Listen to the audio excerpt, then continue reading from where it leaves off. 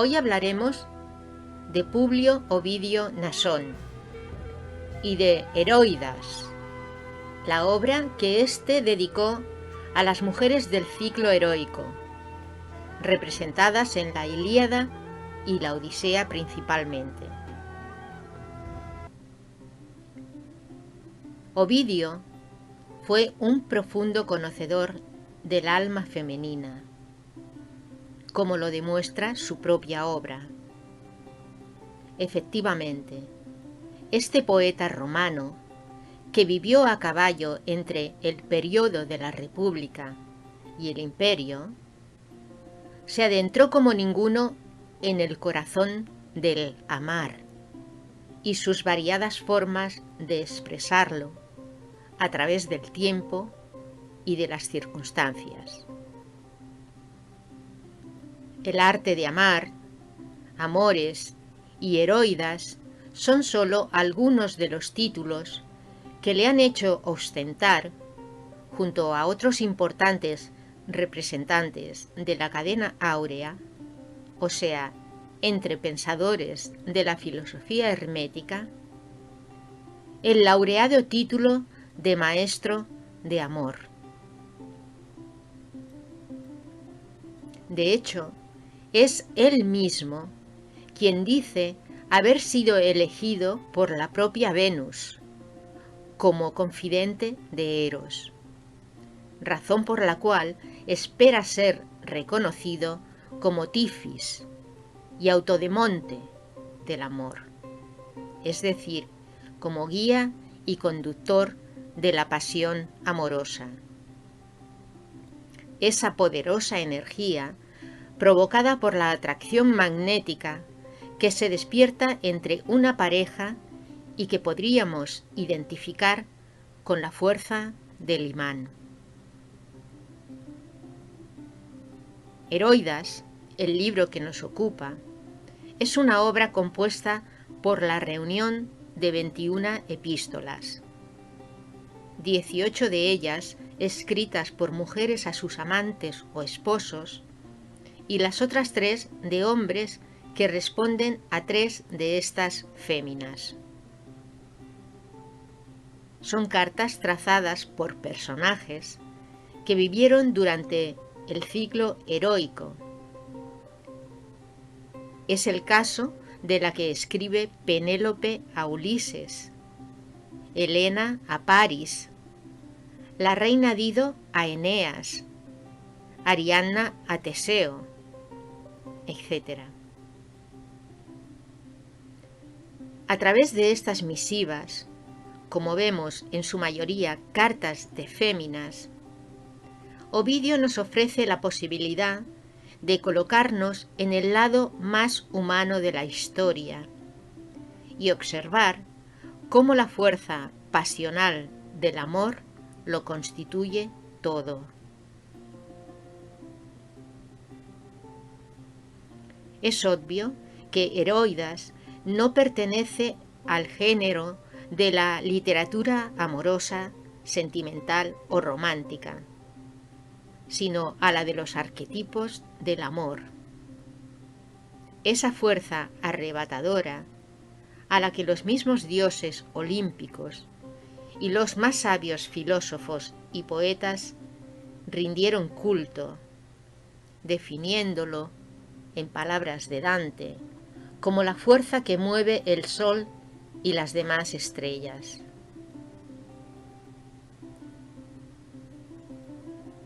Debemos decir, por tanto,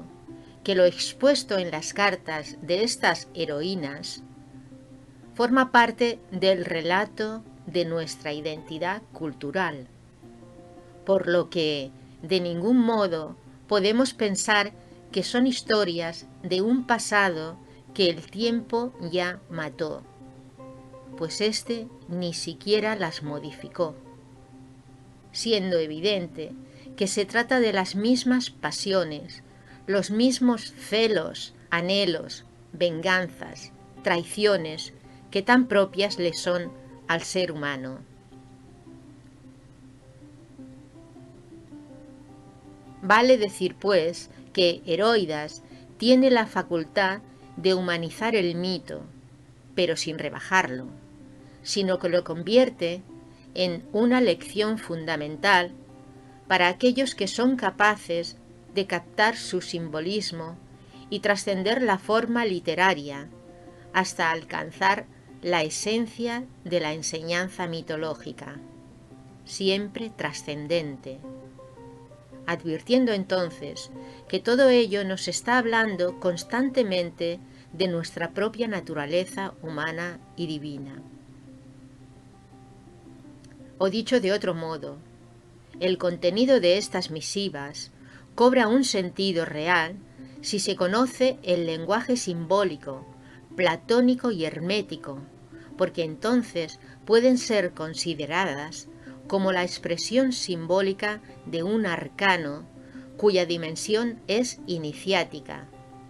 a pesar de que por su propia naturaleza espiritual permanezca velada a quienes no conocen ese lenguaje simbólico. Es aquello que expresa Dante al decir: «Oh, los que del intelecto os sentís sanos, mirad bien la doctrina de mi velado verso en el arcano». La influencia de Ovidio en el hermetismo es mucho mayor de lo que a simple vista podría parecer, ya que se trata de un eslabón imprescindible que engarzó con el periodo prerrenacentista al que su obra llegó en el séquito de los grandes clásicos, siendo recogido el testigo de su literatura tradicional directamente por la organización iniciática de los fieles de amor. Hablamos naturalmente de Dante, Boccaccio, Barbarino y especialmente Petrarca, a través del cual pasa al Renacimiento de la mano de Bernardo Bembo, miembro destacado de la Academia Platónica de Florencia dirigida por Marsilio Ficino, y su hijo Pietro Bembo, quienes lo estudiaron bajo la luz de la ciencia sagrada. Esto es importante destacarlo, porque es esa la luz que nos guía a nosotros. Incidiendo en la lectura iniciática y vehicular que posee toda la obra literaria de Ovidio, debemos mencionar, como ejemplo, que es en ella en la que se basa el alquimista Michael Mayer para la realización de una serie de emblemas que ilustran un capítulo de la Metamorfosis. Nos referimos a Atalanta fugitiva, una narración sobre el modo en que los griegos viven a través de este mito las aventuras del alma en pos del conocimiento. Estos emblemas forman parte de la lengua criptogramática propia de la vía iniciática, una lengua simbólica entretejida de analogías y correspondencias, y por tanto con capacidad para abrir el campo de la conciencia a través de la indagación que hagamos en esta ciencia. Desde el punto de vista literario, Heroidas es una obra singular y siempre novedosa, pues no es un monólogo ni un diálogo, sino una conversación que mantiene el que escribe con un interlocutor ausente, con el que existe un estrecho vínculo emocional. En el reino del tono, en el que se mueve la literatura tradicional, Heroidas posee la entonación de una conversación que pasa íntimamente por el cálamo de corazón a corazón. Se trata de una perspectiva que revitaliza los mitos clásicos y en especial le da relieve a la Ilíada y la Odisea, siendo por ello un compendio de sabiduría tradicional que arranca en lo particular, se inserta en lo histórico y alcanza lo universal. En ese tono íntimo, propio entre amantes o esposos, escribe la fiel Penélope a Ulises, y en su carta nombra a Héctor, domador de caballos y príncipe valeroso, a Paris y Helena, todos ellos actores de su presente durante la guerra de Troya. Y así sucede con todos los personajes que le son presentados al lector a través de esas cartas personales. Por ejemplo, la que escribe la bella Filis a Demofonte, hijo de Teseo y Fedra, la que escribe Briseida a Aquiles, o la redactada por la enloquecida Fedra a Hipólito, la traicionada Enone a Paris, la decepcionada Hipsipila a Jasón, la desesperada Dido a Eneas, la tierna Hermione a Orestes, la resentida Deyanira a Hércules, la desolada Ariadna a Teseo, la angustiada Canace a Macareo, la atormentada Medea a Jasón, la entristecida Laodamia a Prositelao, la fuerte Hipermestra a Linceo, la apasionada Safo a Faón, la bella Helena a Paris, la impaciente Ero a Leandro, o la imprudente Cípide a Aconcio. A través de las vivencias de los protagonistas, que actúan de modelos ejemplares de lo que supone la pasión amatoria del ser humano, Ovidio realiza una crónica histórica y geográfica en la que ubica el espacio temporal del mito. Y como muestra, bástenos referir la carta de Cípide a Aconcio, donde la remitente cuenta al destinatario lo que sintió el día en que se conocieron en la isla de Delos, dándole detalles de su navegación por las Cícladas hasta desembarcar en dicha isla,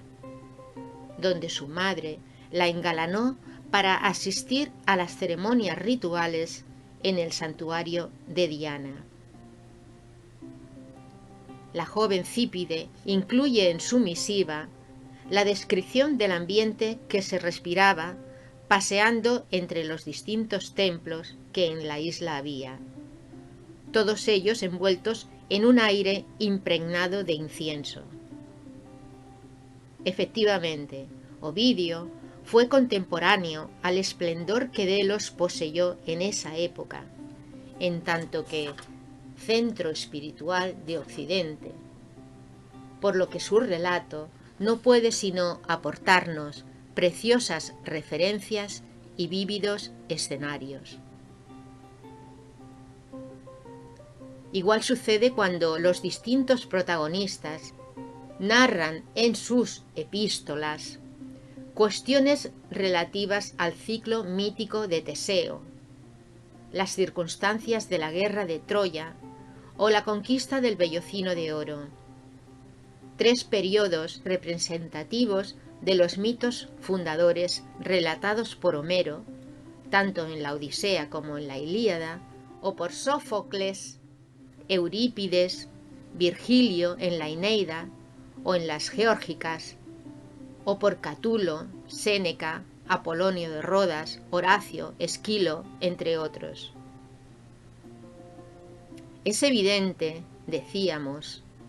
que estaríamos en un error si situáramos estas cartas en el terreno sentimental, contrario a lo emocional, a ese lado más humano que sirve a Ovidio de forma literaria para llegar al ánimo del lector y depositar en su memoria los ecos de antiguas leyendas, cuyo fondo está representado por una enseñanza universal, que ayer, igual que hoy, busca nuevas maneras para regenerar la cultura universal y el espíritu tradicional de un pueblo, en este caso el Occidente.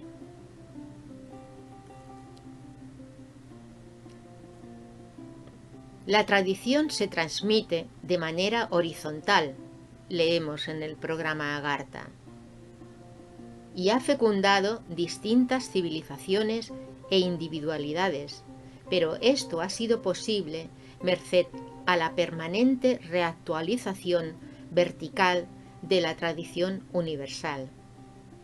la que se revela con nuevas formas de acuerdo a un concierto de fuerzas que se entrelazan armónicamente y que incluyen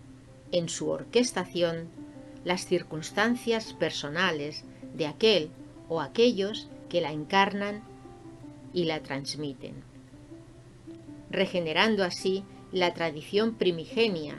lo que permite la continuidad de la cadena de unión a lo largo de la historia y la posibilidad siempre presente de la iniciación, la realización espiritual, la metanoia. Por otra parte, esta urgencia de transmitir a sus semejantes este mensaje que sienten aquellos en los que la doctrina y el símbolo se han vivificado, se encuentra particularmente agudizada en los tiempos que corren, donde un fin de ciclo obliga a redoblar energías en la realización vertical, como igualmente en la difusión horizontal. Ovidio nos da a conocer en esta obra, que ha trascendido su tiempo, que estos mitos eran conocidos de todos, que formaban parte de la sabiduría popular, y que estos relatos, contados junto al fuego del hogar por parte de los mayores,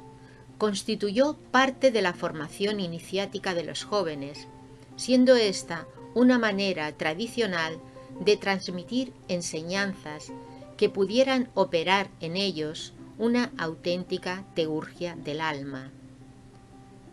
Pues en eso consiste la virtud de las puras iniciaciones que provienen del relato oral o de los libros, despertadores de la inteligencia. De ese modo, las generaciones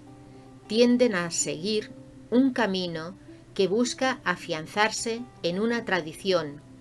y ocuparse con celo de remontar las temibles corrientes y aterradoras olas del olvido.